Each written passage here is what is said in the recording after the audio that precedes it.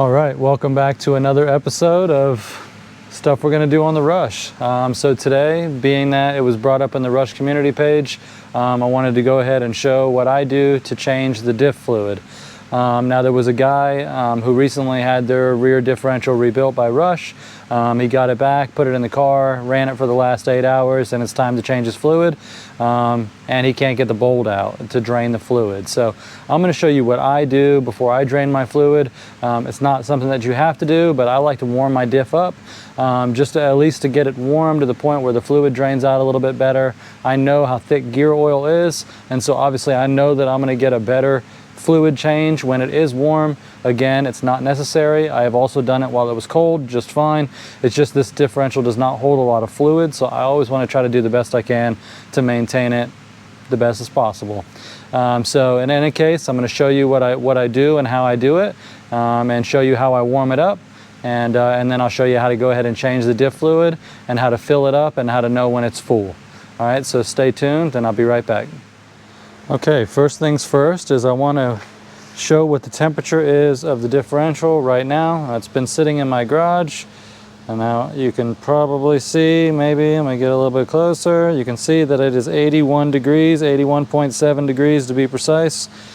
Okay, so now what I'm going to do is I'm going to start the car up. I'm going to put it into gear, and I'm probably going to put it into second gear, and I'm just going to let it sit here and idle for some time, maybe 15-20 minutes or so, and then we're going to come back and we're going to see what the temperature of the differential is. Okay, well, I just had the car idling in second gear for exactly 20 minutes, and so let's see what the temperature of the differential is now.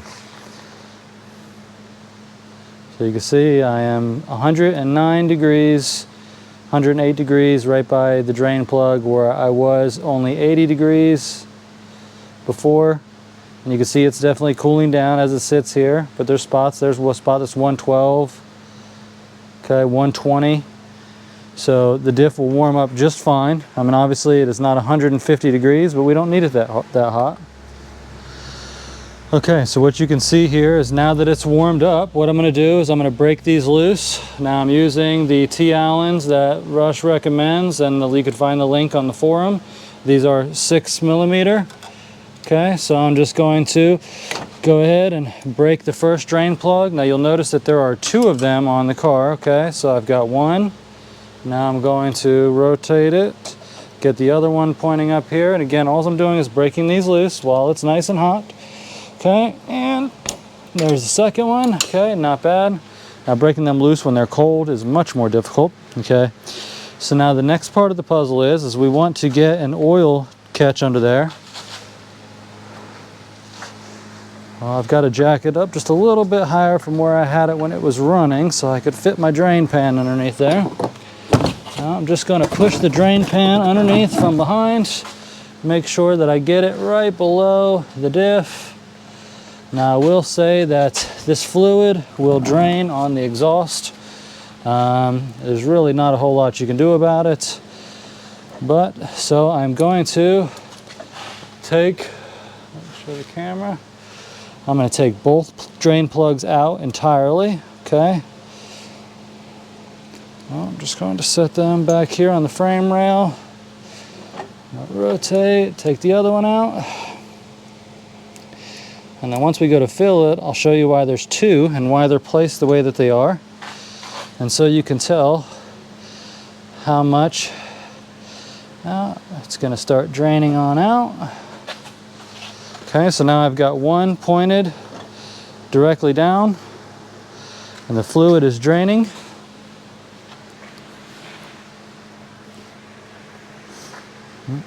Now this thing does not hold a ton of fluid. It is actually pretty much nearly drained out already. I thin the fluid down a little bit by heating it up. That's why I do it. Yes, it's 20 minutes of run time on the car that maybe you don't need, and so you do not need to do this. I have definitely done it cold, but now I'm going to rotate it, get the other one down, and what I want to do is just let them be down there for a while and give them an opportunity to drain for a few minutes. I want to try to get as much fluid out of there as we can as possible. Okay. So I'm going to let this drain for a few minutes, and then I'll come right back and I'll show you how to go ahead and fill it up, and we'll tighten the plugs back in. All right, now we've had it draining for a few minutes. So the next step is going to be to clean where it was draining at.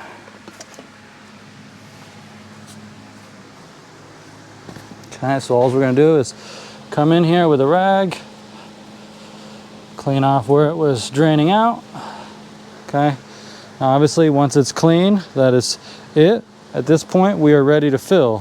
So now I'll explain to you why there are two drain plugs. Okay, and so there is a drain plug and a drain plug, 1 and 2. The point here is one of them should point directly straight up and down, and then the other one should be forward. Now what I want to do here is pull my drain pan out. I know this is designed to be done when the car is on the ground or closer to, so I'm going to get it down almost to the ground. I still want the tires to be able to rotate so I can show you what I like to do. Okay, so now that I've got it pretty close to being on the ground, we are going to just go ahead and take that. I'm going to let a little spill just because I don't want to get dirty a funnel with this gear oil. So now you're going to fill this until you see the fluid run out of the front hole, which is hard to see on camera, but you'll watch it and you will see the oil will start to run out. It does not take much.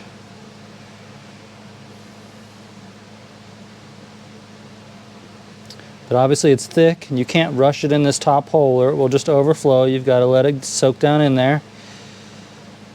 I believe I've read that it only takes like 3 ounces or 5 ounces or something like that. But the reason for the 2 holes is it will keep you from overfilling it, because just like in a differential in a car, you fill it up until it starts running out of the fill hole. Well, in this case, there we go, it started to run out right there. What I like to do is just back it up just a little bit. Okay, and I want to just put just a little bit more in. And that's just, I think, for good measure. I want to just get a little bit more fluid in there. I've been doing it like this since I got it. I'm almost 40 hours on the car. I've not had any problems, so I think every one of you would be fine to put that little squirt in extra. And again, now there's nothing coming out because I backed it up a little bit, so it's pointing a little bit more upwards. Now your plugs right here, you want to make sure that you clean these off. You want to make sure you don't have any excessive metal or anything on them. All right. And then all we're going to do is put them back in.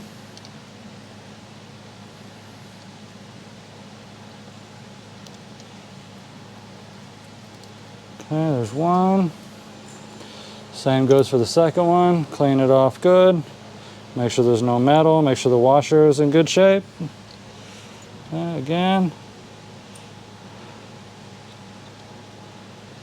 Sometimes these things can be a little finicky. They are a fine thread. Once you get it started, go ahead and put your Allen on there, run them in. Okay. How tight should these things be? And notice I do not put any Loctite on them. They don't need to be crazy tight, just a good little pull on it. All right, now I'm gonna rotate it around, get the other one. Okay. Make sure that you are seated all the way down in there every time with these Allens.